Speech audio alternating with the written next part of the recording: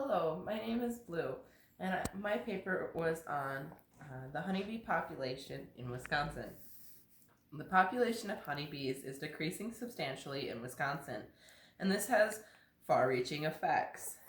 Economically, this has devastated bee farmers and cost money to ship bees from other areas to the state.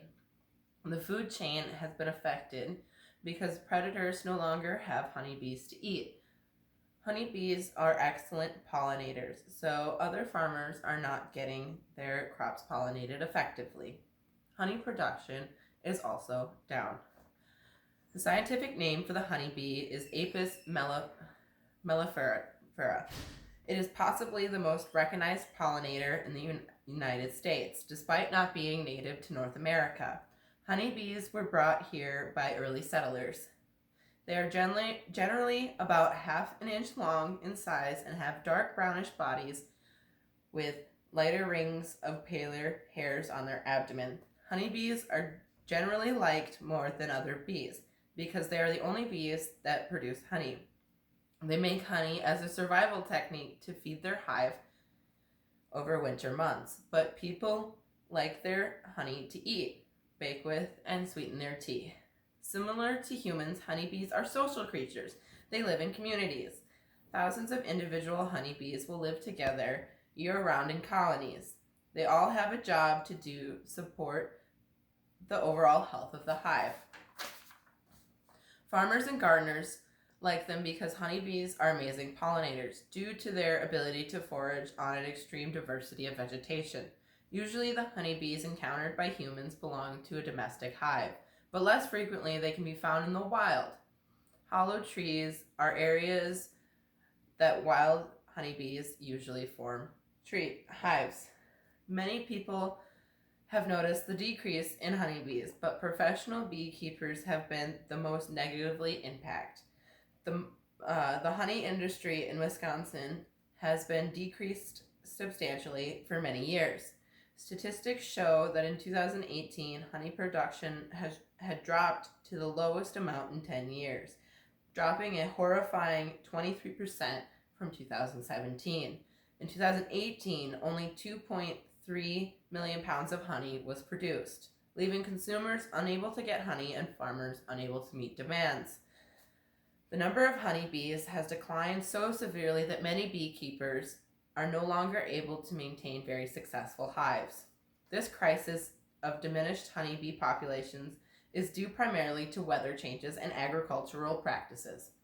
In addition, Verona mites are parasitic pests that have also contributed to the diminished population of honeybees in Wisconsin as well as other states. Verona mites consume the fat body of honeybees in the adult and larva development stages. Bees need their fat bodies to be healthy as it regulates energy and hormones. The fat body is also critical for the honeybee's immunity and ability to withstand the negative impacts of pesticides. Honeybees inflicted with Verona mites are left weakened and have open wounds, making them more susceptible to diseases and viral infections. To make these mites even more dangerous to honeybees, they can transmit at least 5 and possibly up to 18 viruses that are deadly to honeybees. When honeybees get infected and diseased with Verona mites, it's called virosis. These mites are bad news for honeybees and the people who utilize honeybees to make a living. All throughout the year 2018, Verona mites were identified as the largest strain on bee farmers who had 5 or greater hives. 2018 was a difficult year for honeybees. Through the months of April to June, 56.4% of hives were impaired by the Verona mites. This got a bit better the following year, when the percentage of hives infected dropped to 45.6% between the months of January through March 2019. This was still a devastating loss of almost half of the hives being sick. Not all honeybees are being affected the same. The difference of impact between domestic and wild honeybees is very clear. The reason for this is extremely complex, but generally can be explained by two phenomena. The first being related to genetics. Wild honeybees have more biodiversity and a less stressful lifestyle. Honeybees living in the wild have evolved the ability to ward off mites, while domesticated honeybees are treated with chemicals that help them battle the mites. The process of using miticides impairs the natural selection that occurs without it. Chemical intervention prevents honeybees from developing a natural resistance to mite through evolution. Biodiversity is critical to the amount of honey a hive can produce and its general health. Not only does it increase the hive's ability to ward off disease, it actually increases honey production. Genetic differences vary the rate and speed that honeybees work, providing more coverage and diverse collection. Genetics also play a part in how hard a honeybee works and how far they range. These differences have contributed to the success and longevity of wild honeybees over domesticated ones. Domestic honeybees lack genetic diversity. This goes against the natural order of selection. The lifestyle of wild honeybees naturally stimulates biodiversity. Domestic honeybee farmers get bees from breeders who engage in selective breeding, resulting in less genetic biodiversity. This practice has hurt domestic honeybees by taking away the natural selection process that leads to vitality in a species. The decline in the honeybee population has become such an issue that the United States Department of Agriculture and Environmental Protection Agency did an investigation. They reported that the decrease in honeybees is related to the Varroa mite, pesticides, poor nutrition, and lack of biodiversity. They utilized these factors to explain why such a large number of hives have been getting sickly or perishing completely.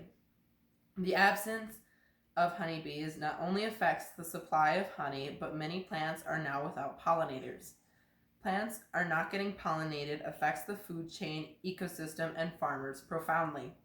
The cause of the population decline will be explored, as well as what has been done to stop it, in addition to what still needs to be done to protect our honeybees in the future.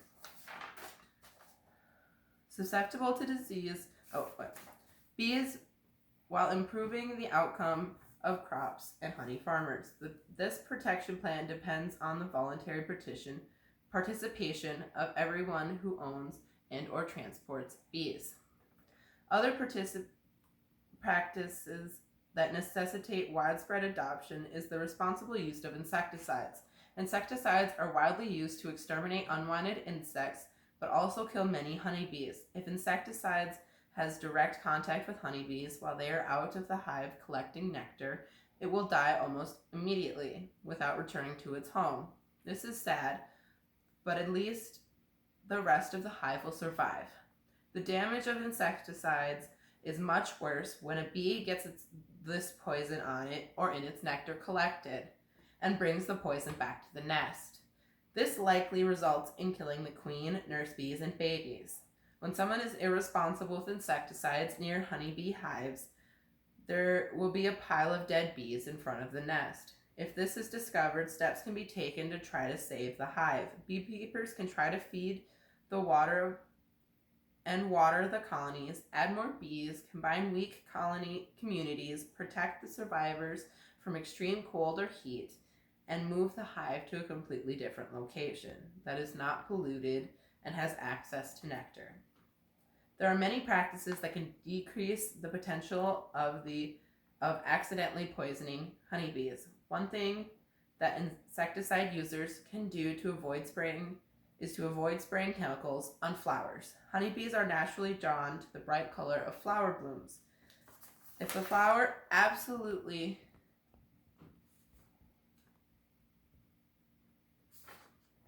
needs to be sprayed, they should be sprayed at dusk or when it is less than 55 degrees Fahrenheit, because this is when bees are in their hives and not on the flowers.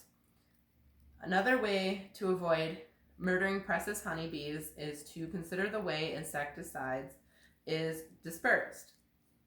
It comes in many different forms, including wettable powders, granules, solutions, dusts, concentrates, soluble powders, and emulsifiable concentrates.